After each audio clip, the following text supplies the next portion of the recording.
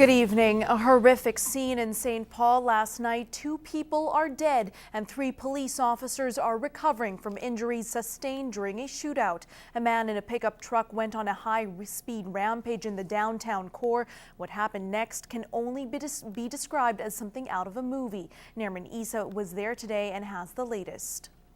A portion of downtown St. Paul remains closed off to traffic Saturday afternoon. Now all the vehicles involved in Friday night's shooting remain on scene as police investigate. Now the scene today much more calm than it was last night. Last night you could describe it as chaotic as several gunshots were heard throughout town. There was a high-speeding truck driving through downtown.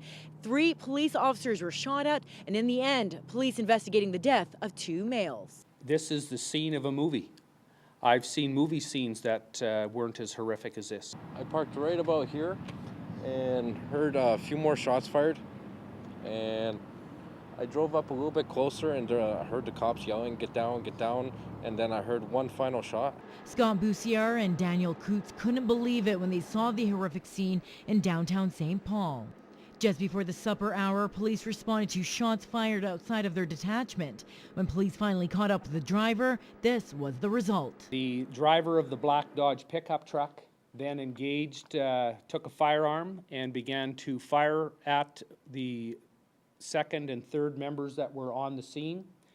Our members returned fire, and as a result of this gunfight, the driver of the black Dodge pickup was deceased at the scene.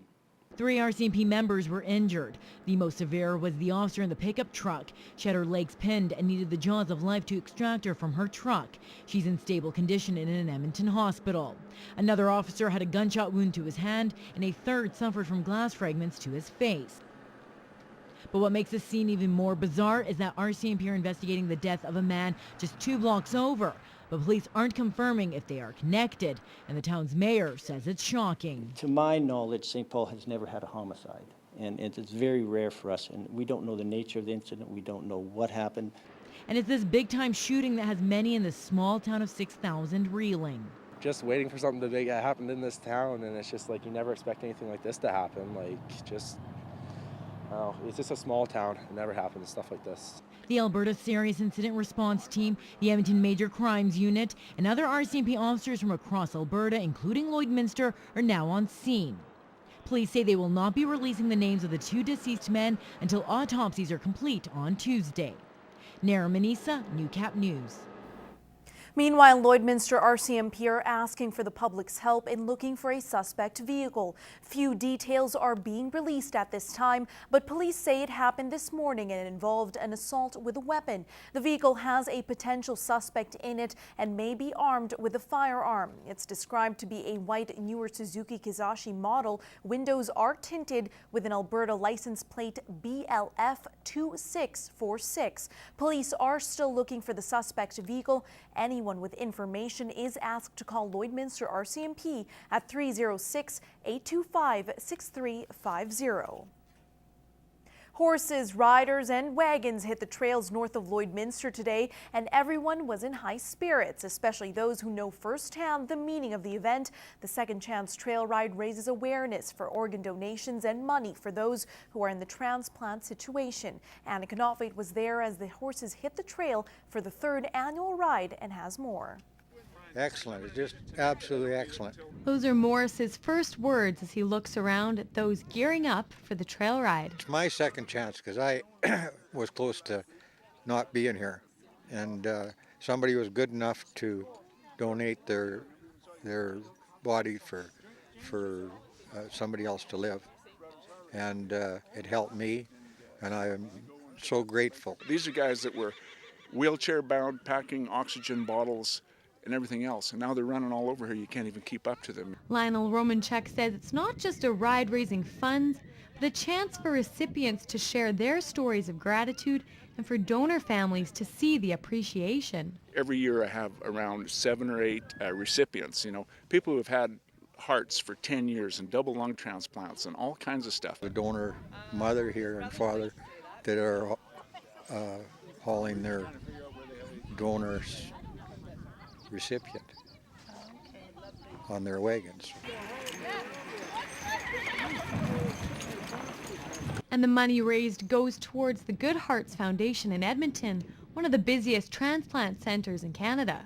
So we provide subsidized housing, temporary housing, right across the street from the University Hospital. So when they're staying in Edmonton, they have a safe place to live, it's close to the medical facilities, and it's not as expensive as staying in a hotel. And Jackie from the Good Hearts Foundation says something that people don't realize with transplants is the time spent off work and the time for accommodations is very costly. And in the end, all those involved hope people come away giving more thought to filling out a donor card. Heaven knows that you won't need your organs in heaven. And I can see that people are behind me and stuff, and it just makes me feel great. Annika Notbait, Newcap News.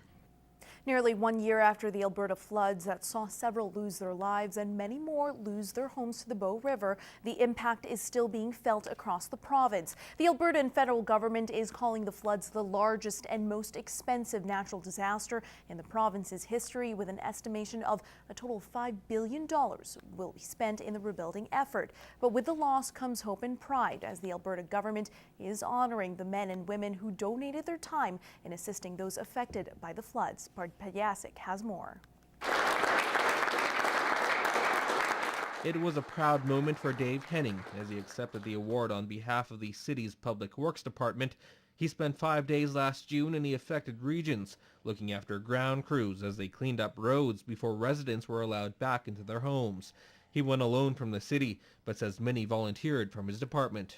It's good for the whole community to be recognized. It's just not for me, it's for all the guys, the whole city of Lloyd. Henning and the Public Works Department joined 1,300 other people and organizations being recognized by the province. We think it's really important that the Albertans that stepped up and provided assistance to their neighbors and to their friends, helping them out sometimes in some really, really difficult situations, that they be recognized. MLA Richard Starkey says he saw the aftermath of the flood firsthand and believes they couldn't have done it without the help of volunteers like Henning. In Kananaskis country, for example, we rescued over 1,500 people that were stranded behind washed out bridges and roads and pathways, when the flood hit, and over 400 of them had to be airlifted out by helicopter.